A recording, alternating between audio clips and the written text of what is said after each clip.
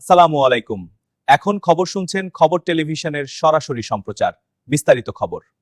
আপনারা আমাদের চোখের সামনে দিয়ে ওই জামাত রাজাকারকে ভোট দিবেন আর আপনারা বাড়িতে শান্তিতে থাকবেন, ওই শান্তিতে কিন্তু আমি থাকতে দেব না। এটা কিন্তু আমার বার্তা। আপনারা ভোট দিলে, আওয়ামী লীগদেরকে বলি, আপনারা ভোট দিলে বিএনপি কে দিবেন, না দিলে আপনারা ঘরে শুয়ে থাকেন, আমাদের আপত্তি নাই। আমাদের দৃঢ় বিশ্বাস যে রাষ্ট্রীয় ক্ষমতায় বিএনপি আসবে। আসলে আওয়ামী লীগ ভাইদেরকে বলি, আপনাদেরকে আগামী 5 বছর আপনাদেরকে নিরাপদে রাখার জন্য আমাদের দায়িত্ব। আমরা আপনাদেরকে নিরাপদে রাখবো, কিন্তু দয়া করে, যেহেতু আপনাদের নৌকার প্রতীক নাই, আপনারা দয়া করে ধানের শীষে ভোট দিবেন। যদি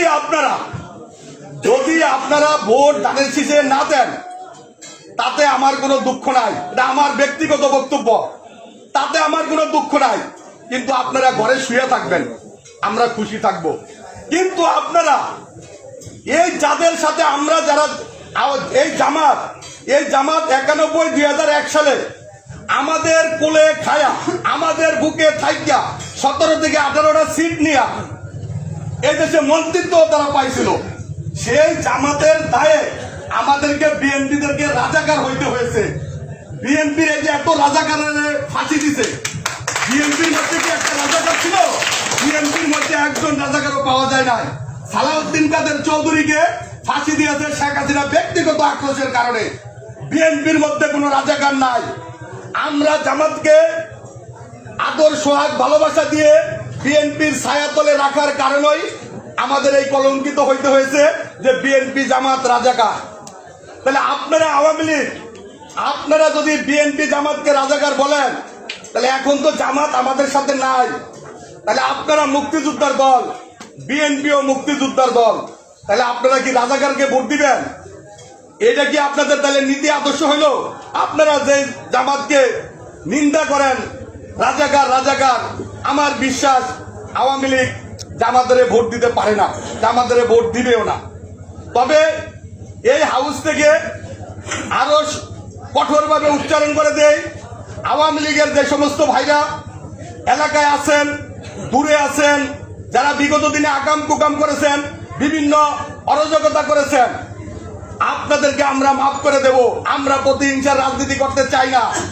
আপনারা এলাকায় থাকবেন, আপনারা চিন্তা করে দেখেন, আগামীতে বিএনপি সরকার ক্ষমতায় আসতেছে, এলাকার স্বার্থে হইল, এলাকার উন্নয়নের স্বার্থে হইল, আপনাদের সুবিধা অসুবিধার জন্য হইল, আপনারা বিএনপির পাশে থাকবেন। যদি আপনাদের দল কখনো পুনর্বাসন হয়, আপনাদের দল যদি কখনো আবার প্রতিষ্ঠিত হয়, আপনাদের দল যদি আবার এদেশে রাজনীতি করার সুযোগ পায়, তখন যদি আপনারা আমাদেরকে ছেড়ে চলে যান, আমাদের কোনো আপত্তি থাকবে না। কিন্তু আপনারা আমাদের চোখের সামনে দিয়ে ওই জামাত রাজাকারকে ভোট দিবেন আর আপনারা বাড়িতে শান্তিতে থাকবেন, ওই শান্তিতে কিন্তু আমি থাকতে দেব না। এটা কিন্তু আমার বার্তা। আপনারা ভোট দিলে, আওয়ামী লীগদেরকে বলি, আপনারা ভোট দিলে বিএনপি কে দিবেন, না দিলে আপনারা ঘরে শুয়ে থাকেন, আমাদের আপত্তি নাই।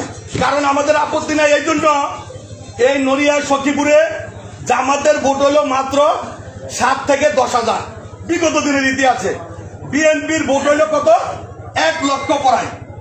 তাহলে সেই হিসাবে যদি আওয়ামী লীগ ভোট দিতে নাও যায়, তাহলে জামাতের চেয়ে তো আমাদের বিএনপির ভোট বেশি, তাহলে আমরা তো এমনি কিরণ সাহেব এমপি হবে। কিন্তু ওই আওয়ামী লীগের ভোটের আশায় কিন্তু জামাত রয়েছে যে আওয়ামী লীগ এলাকা বিভিন্ন ভালোবাসা দিয়ে তাদের ভোট নিয়ে যাব। তো আওয়ামী লীগের লোকজন যারা এখন এলাকায় আছেন, যারা এই এলাকায় আছেন বা এখানেও কেউ আছেন, আপনাদের যখন সুবিধা অসুবিধা হয়, ভাই আমি একটু লং বক্তব্য দিয়ে মাফ করেন, আপনাদের যখন সুবিধা অসুবিধা হয়, আপনাদের যখন সামাজিক বিভিন্ন একটা দরকার হয়, তখন আপনারা কি জামাতের সহায়তা নেন? আপনারা তো আমাদের বিএনপির নেতাদের কাছে আসেন যে ভাই আমাদের মামলা পুলিশে দৌড়ায়, আমাদের ওই সমস্যা, আমাদের জায়গা নিয়ে সমস্যা। আপনাদের ভালো মন্দ দেখে কারা? দেখে বিএনপির নেতারা। তাহলে আপনারা বিএনপি নেতাদের সাথে প্রতারণা করতে পারেন না।